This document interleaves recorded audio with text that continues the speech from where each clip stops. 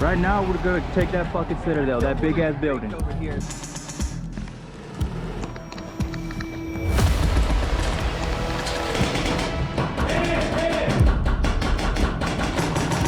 And number 82 with the windows popping out on the right side.